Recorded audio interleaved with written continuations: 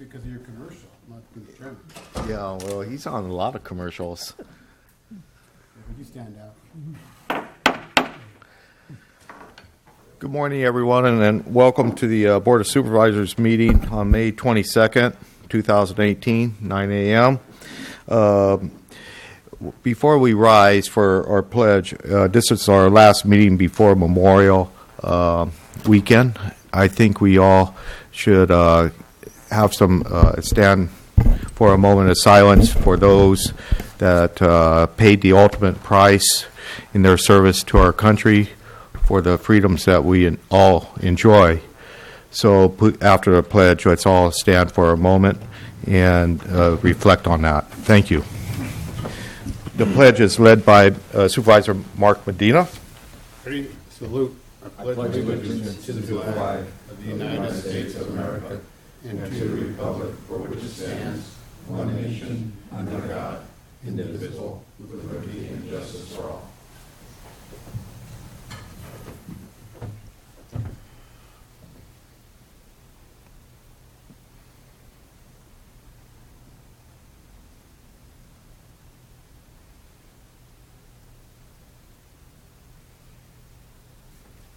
Thank you, everyone.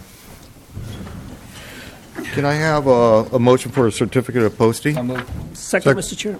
All those in favor say aye. Aye. Opposed? Hearing none. We'll move on to presentations and recognitions. I don't think we have anything today.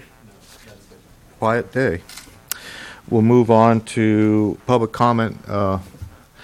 Madam Clerk of the Board, would anyone like to address the board on items not on this morning's agenda? Seeing none, we'll move on to department head announcements. Thank you, Mr. Chair. Yes, we do have one brief announcement. It's just with regards to the consent agenda. Item number 10 on the agenda actually highlights in the staff report 454,531 miles and 452,051 miles. So we would like to just mention to the board as a typo. So we would want to go ahead and just update the item number 1 to 400, both those items as well as item number 1, 452.051 miles is what that should be. Okay. And we also have another one out of County Counsel's office. Yeah, on the board, on page 143, it was number 7 for the reimbursement agreement. In the preface, it says that this project shall refer to applicant's development on of the amendment of the Ridgemark Golf and Country Master Plan on land owned by applicant as defined in the settlement agreement between Ridgemark Homes Association and JMK Golf, attaches Exhibit A. We add that attachment. It's only for the purposes of describing the land that's owned by the applicant and no other purposes. Okay, thank you. Mr. Chair? Supervisor Munzer? Okay, Barbara, I was going to pull this item. Can I ask you about that now, or do we have to wait and pull the item and then ask you about this attachment that you handed out this morning? If you're going to pull it anyway, we could do it anyway. I was not going to pull it until you handed out the attachment. Okay, I can answer the question. Okay, so this attachment, Exhibit A, does not give any legal status to the project by accepting this into the item. Right, that's correct. It's just for description of the property that's owned by the applicant. Okay, so once again, Yes, it no, gives it does no not. legal status to the application and to the project. Okay. That is correct. Which is, okay, very good. Thank you. Okay. Thank you, Mr. Chair. All right, thank you. Any other? Yeah, we have one announcement out of our elections office, Joe Paul Gonzalez.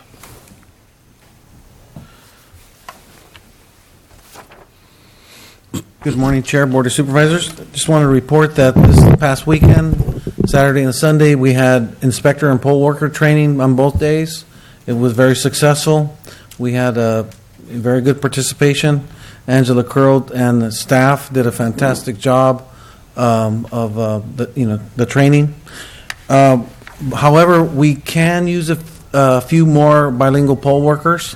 So anyone out there that would like to assist in the selection, we'd sure appreciate if they could, give us a call at the elections office. Number is 636-4016. Okay, Thank you. great, thank you. Supervisor Medina? Can you stay up here, please? Joe. Joe. Yeah, I have a question from Supervisor Medina. sorry. I know you hate tooting your own horn, but when it comes to what you have done in that elections office with Angela, can you explain the no postage needed on the ballots back sure. to you, and how many other counties approximately do that? I don't know of any other counties that do that. The reason why we were able to accomplish the no postage needed is a couple things. One is we no longer do the traditional sample ballot booklet. We have a voter information guide, and attached with that voter information guide, for those vote by mail voters, they receive the voter information guide with their vote by mail ballot. So, so we only have basically one issuance of postage for the vote by mail voters. For the poll voters who actually go to the polling locations, they were issued a voter information guide with we call it the convertible ballot, which is the sample ballot. Basically, it's a facsimile ballot. And because we actually decreased the number of mailings, we saved so much in postage and also in printing costs, because we were sending a large booklet in the past. And because of that savings and the arrangement we have with the post office, only those ballots that get returned we get charged for. So it's a very efficient, and so far we've actually received about 200 convertible ballots in the office. So I'm pleased so far with the results. Yeah, Thank you. Supervisor Rivas. Yeah, and it's too bad this is our last meeting, and, I didn't think about this prior to today, but I'm curious just to know, and you may or may not know this, Joe Paul, is because we are doing something different this year, what is statistically, in comparison to other years, are the ballots that we've returned or have been returned on pace to exceed, the absentee rate of voters as opposed to previous years? Well, it's funny because yesterday Angela and I were looking at not at that question, but at the question of the number of non-deliverable mail. That's what we were more concerned with, and because we went through the RCOP process, which is we send a card out, and we ask that they send information back if voters want to, who have not voted in several years, if they want to continue to be registered. Because of that work, we actually are about, compared to a similar election, we actually have about half the mailings of non-returnable mail than we did in that election. So, the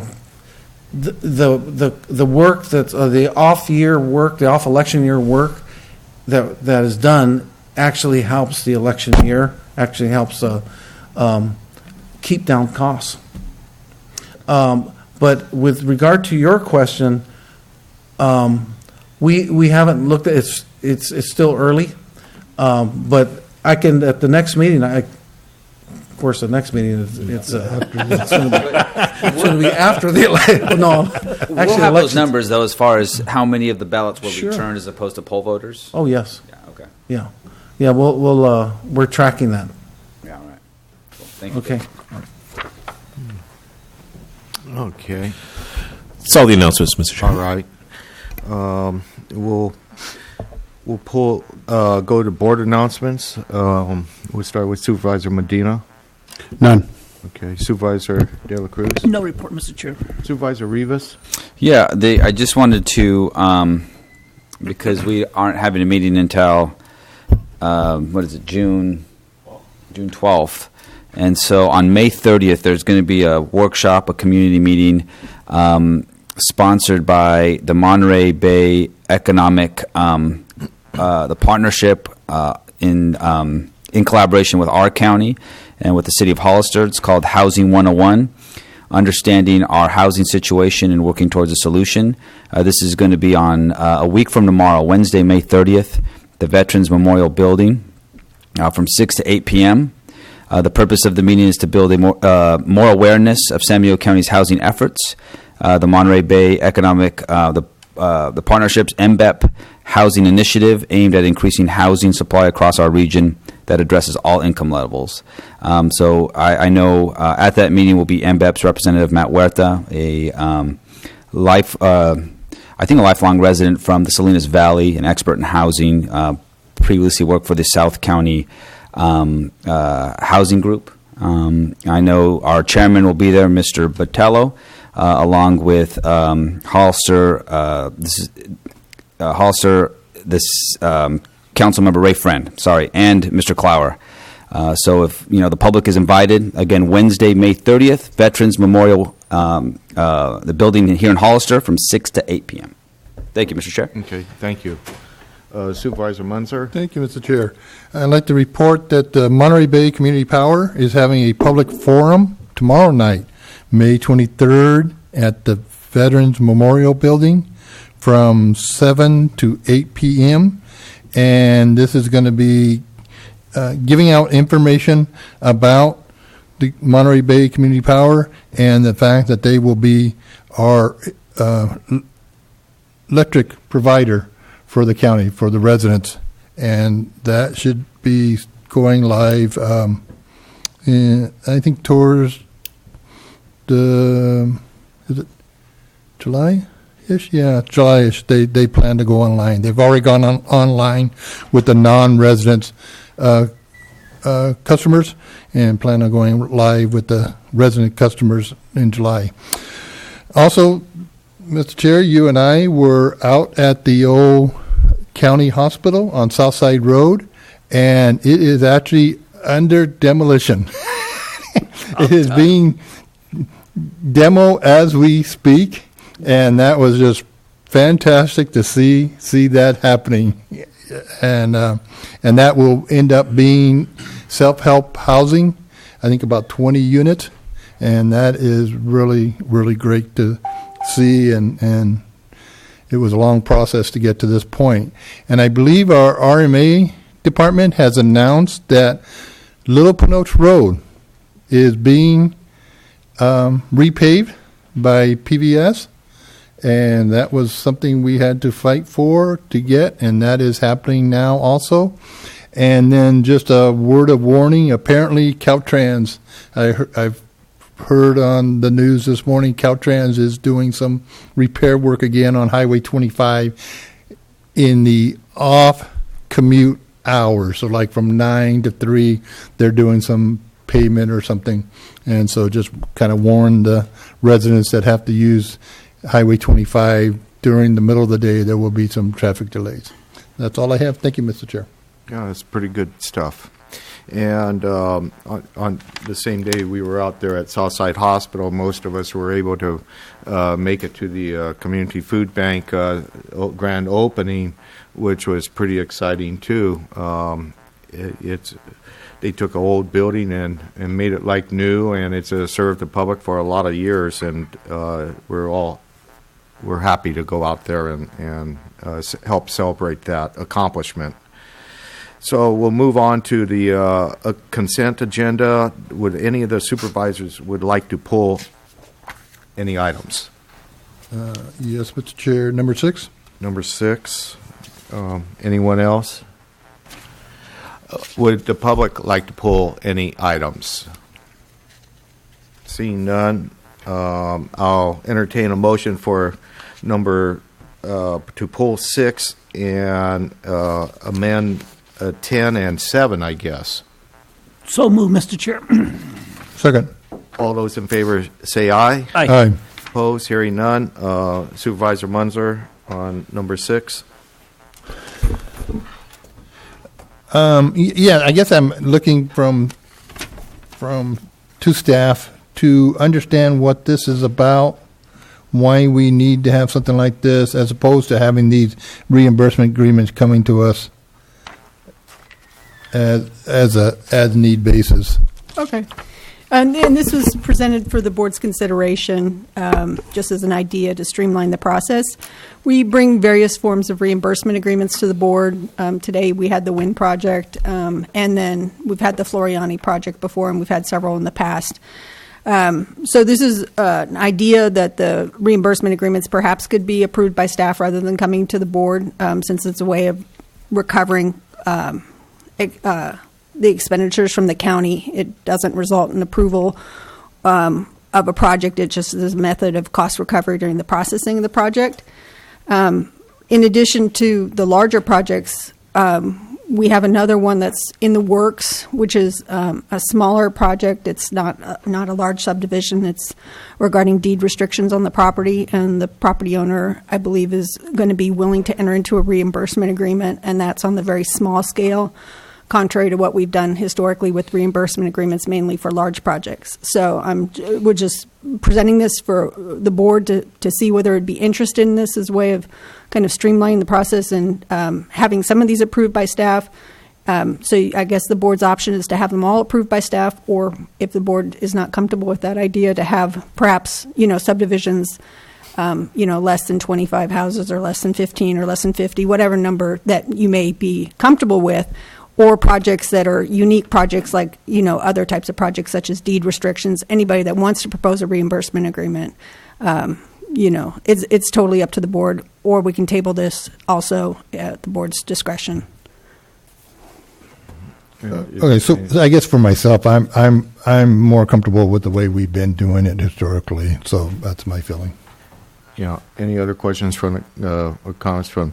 Yeah, I'm a little concerned about this, Mr. Thompson. I am very sensitive that we do streamline our process. I think there's areas of improvement that we could have, but at the end of the day, I think it's important that these type of reimbursement agreements comes back to the board.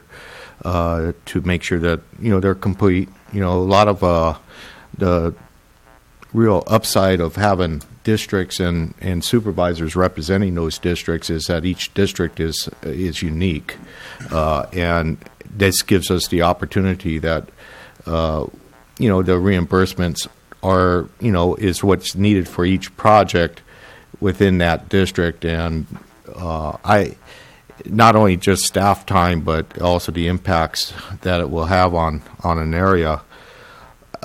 And at the end of the day, we're the ones that take the heat for this, and we could streamline, but let's not shortcut it too much. And I have a sense that this may be too much of a shortcut. Supervisor Medina? I concur with both Supervisor Munzer and Supervisor Patello. Okay, thank you. Any other comments? Mr. Chair, my only comment to this, I'm not going to repeat, I think we all agree on it, but my other one is that we want to give the public that extra opportunity to come talk to the board, and this is a good opportunity to, for the public, say, hey, you know what, we support it, we don't support it, maybe make some adjustments or changes, and by deleting that step, as it is, we, public sometimes thinks that we just go, by them, and I think this is not a good example. Thank you, Mr. Chair. Okay, I recognize Mr. Gonzalez. Chair, Board of Supervisors, in my capacity as county auditor, I discussed this item with county counsel. It's one of our budget policies is that we recover all costs that are possible. And when staff works on projects, whether they're successful or unsuccessful, their time is spent on a project, and unless we have an agreement in place for reimbursement, that work is gone unpaid. And so this is a kind of an effort to recoup actual costs that work being performed at for the planning department and other departments on projects. That's the principal motivation behind this is cost recovery. Thank you. Supervisor Munzer? And Joe Paul, I totally agree with you. These costs need to be paid by the developer. I absolutely agree with you. But I think what we need to have is, if any work is done before this agreement gets to us, then that would be included in the agreement. And I still think this needs to come before us. And an example would be what just happened today. So Exhibit A was attached at the last minute to the development agreement that we went ahead and approved with Angel LLC. Now, say that did give some kind of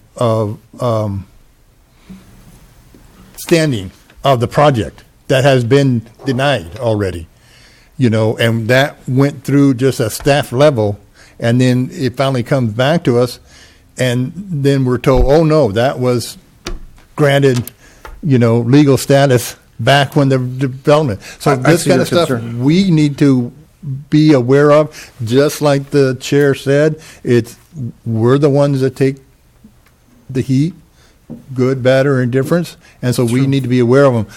But again, I absolutely agree with you. We need to recover our costs, all of them.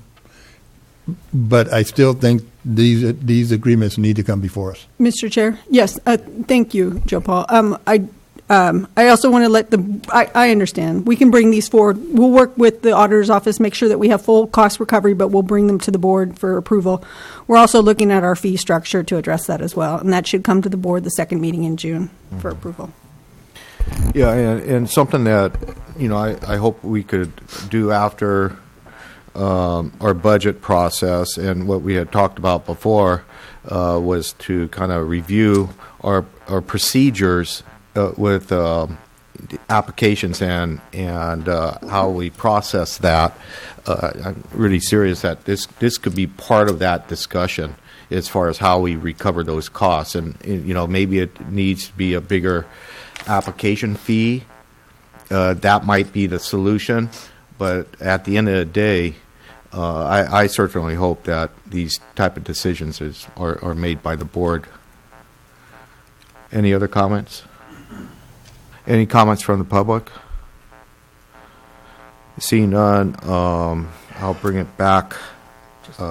Just continue. Just continue with the agenda. We don't have to make a motion. Right. If we made no motion, then it just dies from. Yeah. Okay. Okay. Very good. All right.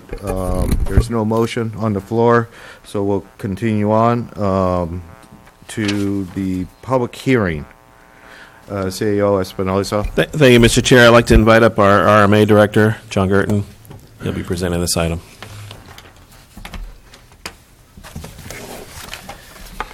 Good morning, Mr. Chair, Good morning. Board of Supervisors. Excuse me. So what we have today for you is a public hearing on a resolution for you to hear a resolution on establishing the fees for this next fiscal year for CSAs and CFDs in the county. This is an annual requirement that we have a hearing, a public hearing for you to hear this and adopt the resolution. What we're asking you today is to adopt the resolution establishing the assessments for the CSAs going into next fiscal year, and then we'll continue the CFD for Santana Ranch to July 24th, so we can come back with more information on that one. I would like to clarify, I apologize, the staff report was not as clear as I would normally hope. This went through without me seeing it. and we're taking steps to make sure that kind of stuff doesn't happen in the future.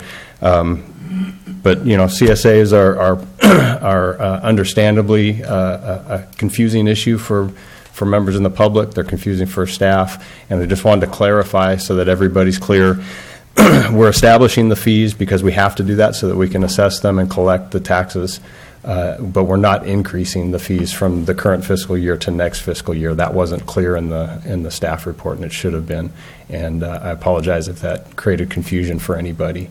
But just so you know, the budgets are status quo from this year to next fiscal year. And then next fiscal year, we've engaged, excuse me, Precision Engineering. They have some expertise in CSAs and CFDs, and they're going to be assisting us with going back out to do new 218 votes to realign the fees with what the actual costs are in the individual CSAs and clarify for the residents in those CSAs on what services they're actually getting for their for their fees. So we expect to be doing better in terms of education and service provision and getting our fees in line with the services that we provide. So I'm available for any questions if you have any. Okay. Any questions from the board? If not, Supervisor Medina. Just a statement. Would you want to hold your statement till after the public hearing? Yeah. Okay. I think I'll that's open up the perfect. public hearing for the public to make their comments.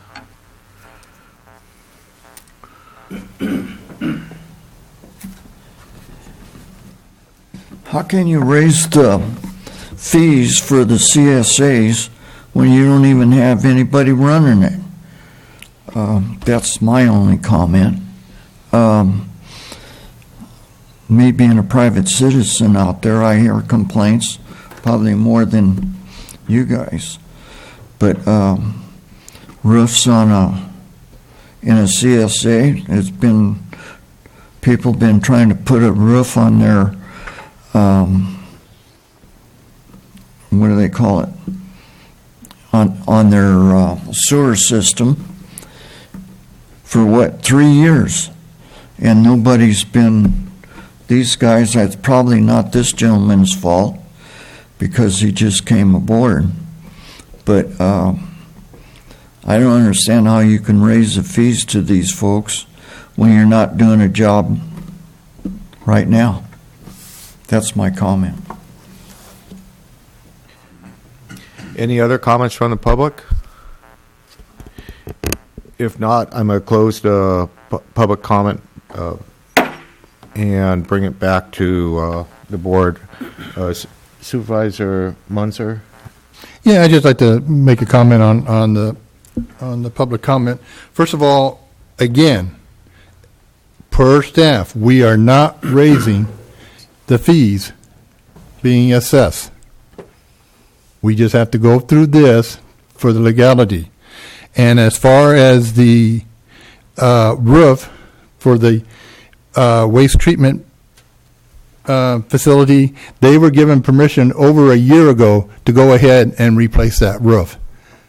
And it has not been done, but they were given permission to do it on their own.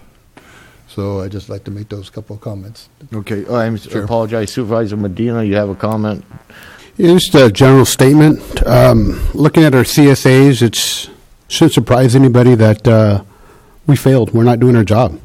I'm sorry to say that. I know we don't have a full-time CSA coordinator, but we're still collecting monies on a annual basis from these residents. There's a lot of things that aren't done. Contractual agreements that we have made on the certain things that I've been reading, they're not done. And there's no excuse. The excuse can't be we don't have a coordinator. We have money. Monies are sitting in those funds. Then we have to outsource it. We have to do something. And I'm expecting, since your arrival, John, changing that, like you said, educating people. Having a meeting with all the CSA members or who would like to attend, or one-on-ones, and explaining to them this is what needs to be, this is our obligation, and this is what we will do. You started that with our CSA. the Dunville CSA, and thank you very much. We met and spent an hour and a half, explaining to them what we can do, what we can't do. But I think we need to really get every CSA and have those set the expectations and then deliver on those expectations. So that's it. Thank you. Thank you. Any other supervisors? I know we do this every year, usually after we do our other budget, but and I'm fine doing it now. I think it's better. But I'm a little concerned about the plan going forward.